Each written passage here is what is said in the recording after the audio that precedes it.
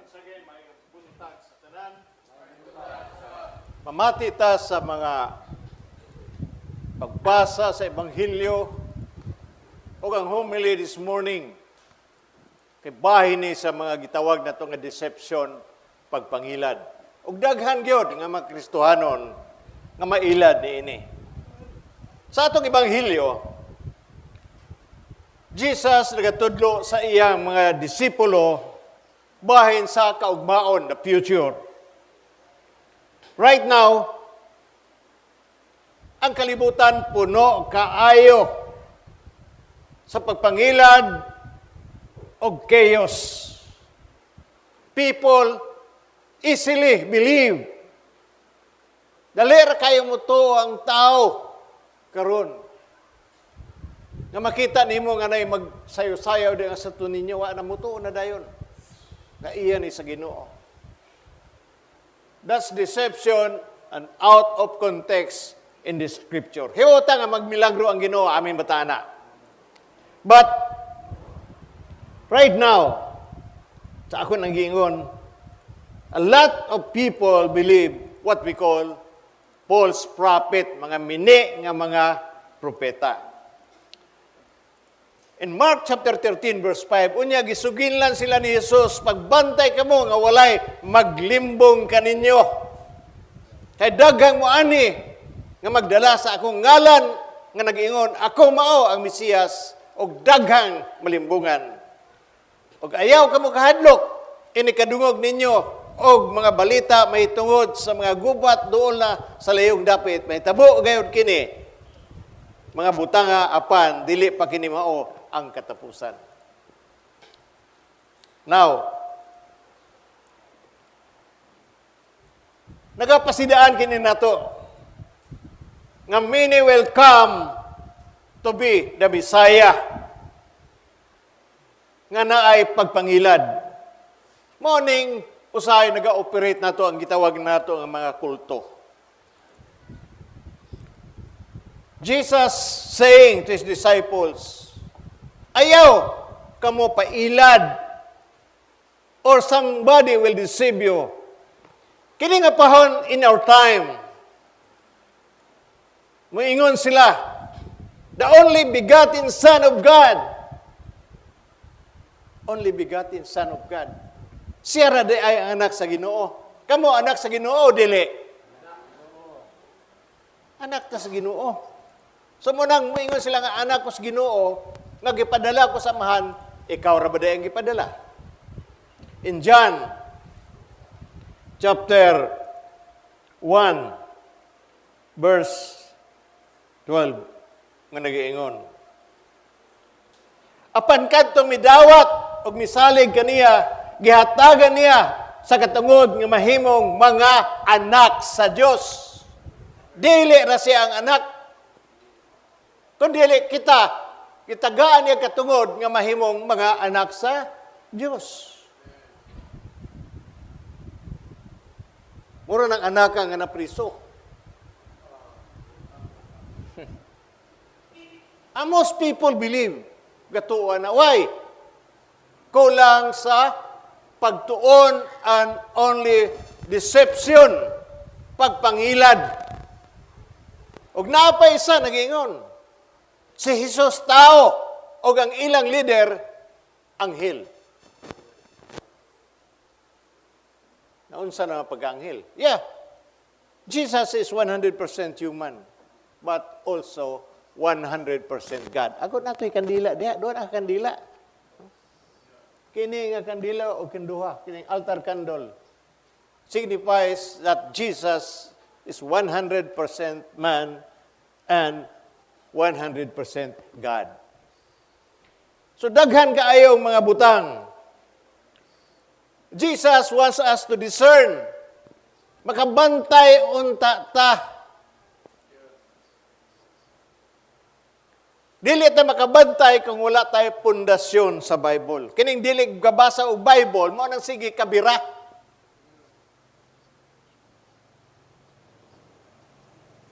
Og mabira pa gyud ang uban. Nga duha ra ang gituhuan nga pagtulunan. Di mo ka og baboy og adlaw sa pagpahulay. Imo na ma-break, madto kag impierno. Asa man day ang gugma sa Ginoo. Yes, mga maayo silang tao. Ako mingon nga dautan sila. They are good people. But sometimes we will be deceived ni ana nga mga pagtulunan. If we don't know the word, we will be easily swayed. Dali rata mailad. God gave us His word to help us to overcome every obstacle, trial, circumstances, situation in our life. Pero makita nimo nga sunod-sunod ang bagyo, pagaling mo ubos ang tubig sa Bicol, dito sa Northern Luzon, naasay ni abot, nag-landfall na siguro ganiya, it's a kusog nga bagyo. Signal number 4. O makita na ito nga naay mga Kristohano dito. In fact, naman tayo simbahan dito repeat sa Kabikulan. That it is our prayer na dili sila masway o ma-deceive sa nahitabo kanila. To overcome every obstacle, trial, circumstances, situation sa ilang kinabuhi. Sa atong ebanghelyo, we need to have faith in His Word. Kita nga mga tauhan sa Ginoo, complacent kayo ta. Meaning, muhulat lang ta kung maigo na ang atong tagsa-tagsa kinabuhi sa mga pagsulay. Manang gusto sa yawa, nga ibato niya kanunay. Kung basahon nato ang gibasa nako kaniya, Mark 13:5. O gisulgon lang sila sa Jesus, pagbantay kamo nga walay, maglimbong kaninyo. Mo gini nga word, walay maglimbong kaninyo.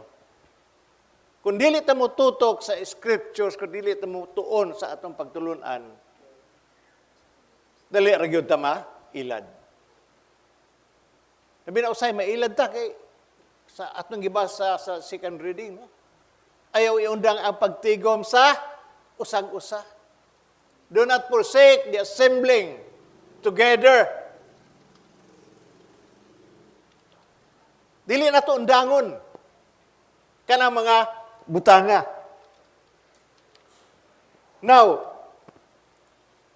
ato ma-remember, kung mahita sa circumstances, ang 13, Mark 13:9-10, nagingon, busa pagbantay kamo kay panakmon kamo sa mga tao og dadon ngadto sa hukmanan. Naka-experience ba ta na when we preach the gospel here in our place? Wala ta maka-experience. Ami ba ta na? Gidagmalan ba ta? Yes, there is persecution. Pero wala ta presuha, wala ta bunali sama sa na-experience sa mga apostoles. Mula giingon nga complacent ra ta kaayo. Now, but in spite of our situation, Jesus told us to preach the gospel. Amen ba ta ana? Wala man ta bunali. Kung bunalan ta, lusod kayo na magwali ta, gibunalan ta. Bi-bi lang, istorya lang. That's nothing. Now, in Mark chapter 13, verse 11. Og sa panahon nga dakpon kamo nila og dadon ngadto sa hukmanan, ayo kamo kabalaka kung unsay angay ninyong isulti. Ni anang higayon na isulti ang angay ninyong isulti kay ang pulong nga inyong isulti dili man sa inyo kundi sa iya sa espiritu. Sometimes when we share the word of God, mangita tag di manggaling ta dakpon pero ask the Holy Spirit to guide us when we share the Word of God. But in spite of the situation, Jesus told us to preach the gospel. Kung mabasa nato ang Ebanghelyo, grabe ang naagian sa mga disipulo ni Jesus. Which is today, sa atong panahon karon, we don't experience the way the disciples o mga apostoles nga naiagom ni ining mga butanga sa mga pagsulay. Sa usa lang kabahin, usahay mag-share ta sa Word of God. Kung makita nato sa Mark chapter 5 verse 13. Ug dumtan kamo sa tanang tao tungod kanako apan kadtong mulahutay hangtod sa katapusan maluwas gayod.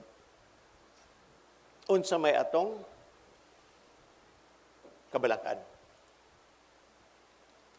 Unsa ang pagsulay nga maubot kanato?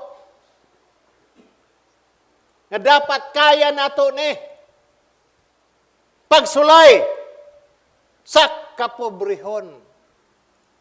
Pagsulay sa sakit. Pagsulay nga walay kwarta.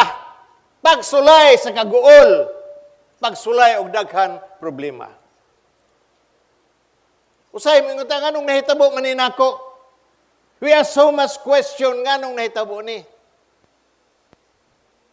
It is God for us. Ang atong tagsa-tagsa sitwasyon, dili pareha sa ila sa atong ebanghelyo. Nagibunalan, pagsangyaw sa pulong sa Ginoo. Gipriso ba ta? Hello? Gipriso ba ta pagsangyaw? Gipriso ba mo pagsuludan ni simbahan, paggawas ninyo? Gibunalan ba mo? Gisaway ta, yes. Ba raman na. Pamanay problema. Kay nahibaw ta kung unsa ang kamatuoran. In verse 11, o sa panahon nga dakpon kamo, nila dadon ngadto sa hugmanan ayo kamo kabalaka, kung unsay angay ninyong isulti, niya nang gigayuna, isulti ang angay ninyong isulti, kay ang mga pulong nga inyong isulti, dili man inyo kundili iya sa Espiritu. This is what happening now. Dili ta angay mahadlok. Bisa nahitabo na sa ato natin persecution, God told us not stop sharing His Word o muadto ta og mga gitawag nato nga mga misyon. Dili ta mahadlok. Maluwas ta sa katapusan. Luwason yun ta sa Ginoo. But we should not be a complacent Christian. Usay kay, pahuway sa ako karon kay maglami. Magianong pagsulay nga dako kayo, pin down, dili na ka, bangon. A lot of people, mga tanatang anong nahitabo man nga nagsimba na hinuon ko, mo nahitabo, ano hinuon ko yung kwarta. Nga nangalaga din ko sa Ginoo, nasakit na hinuon ko. A lot of this question. I hope bisan pa itong nahiagom karon sa bagyo, dili nila basulon ang Ginoo. Keep the faith. Nga ang Dios nga atong gisaligan, dili ta biyaan. Agad ng deception karon daghang kaayo. Mga tao madisib ta mo atong albularyo. Bisan mga Kristohanon, bisan niya do simbahan nato, atong albularyo. Agad tong tutho. Mag-inom sa tubig nga naay Latin. Kinagunaon na sa mas maayo dito, kinaayo dayon. Pero unsa man nga espiritu nga moana sa atong tagsa-tagsa ka kinabuhi. A lot of people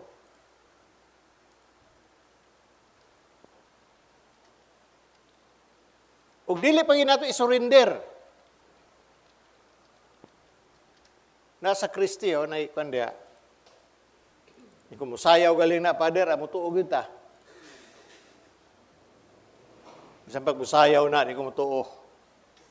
Why? Because it is not from God. Dili na natural. Kabuloto na to.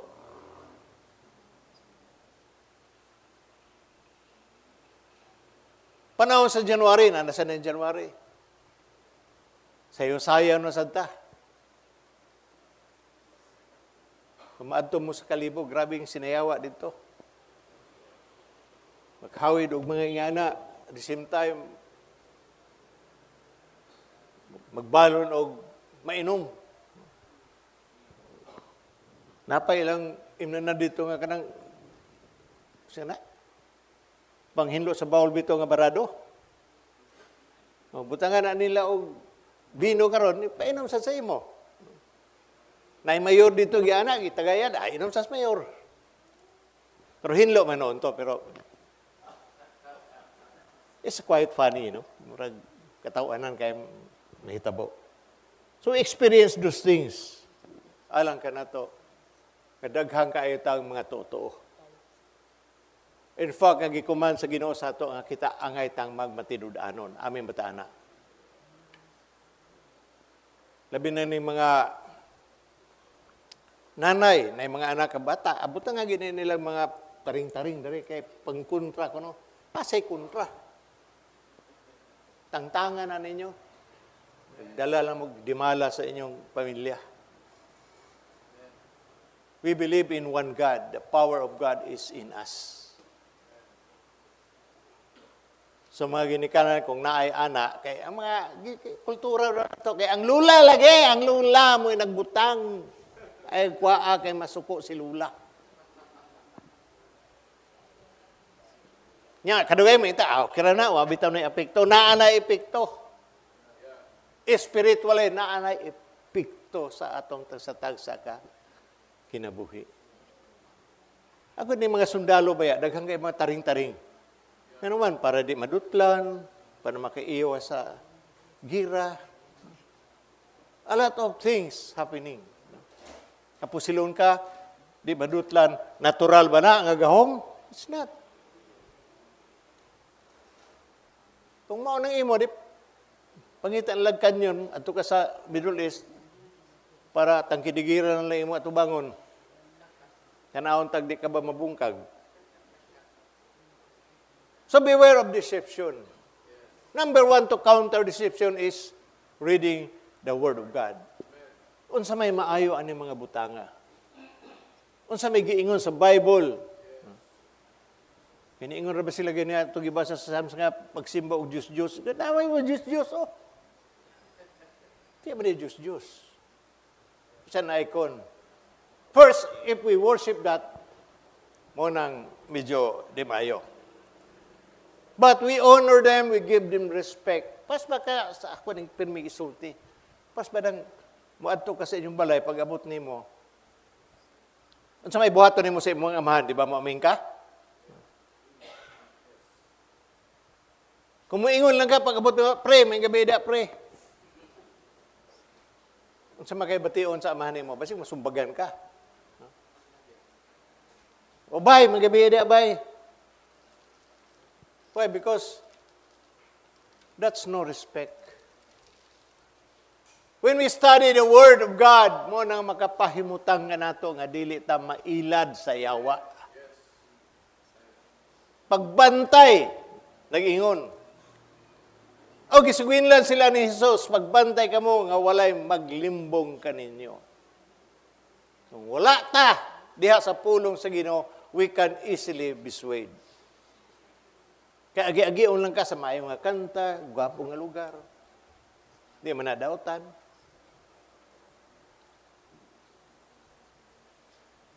Unya mo ingon dayon nga gipadala sa amahan. Siya ra gyud ay gipadala. Klaro kay itong gibasa nako ganiha.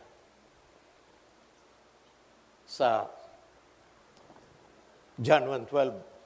Apan kadto midawat og misalig kaniya gihatagan niya kadtungod nga mahimong mga anak sa Dios. Og nahimo silang mga anak sa Dios dili sa tawhanong paagi og pabuot. Ang Dios mismo mao ang naghimo kanilang iyang mga anak. Amen batahana. That's a powerful word. Agad may oras simba ta dito kay hapit na mo abot ang Ginoo. Karong alas 12. sa ugto. Imo di kon kiik unsa man tong tuig? 2000? Oh, 2000. At to in taon ni dito. Palit og damit nga puti.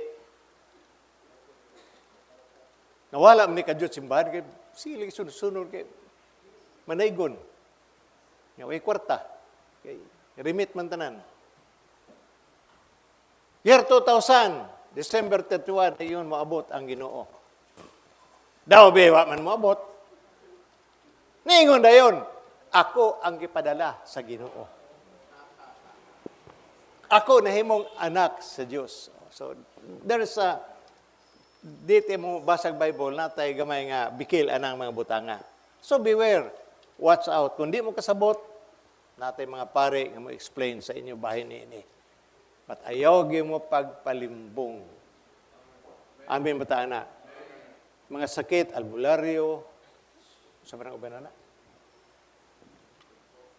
Mamamarang. Sa ni Kristiyano kay mo atos mamamarang kay na ay sagang ang pagbarang sa ila. Nidako ang tiyan. Gibarang ka. Pero wa dahil mo tumadako kay kuha dito. Tumor na ito. So this is what happening to us.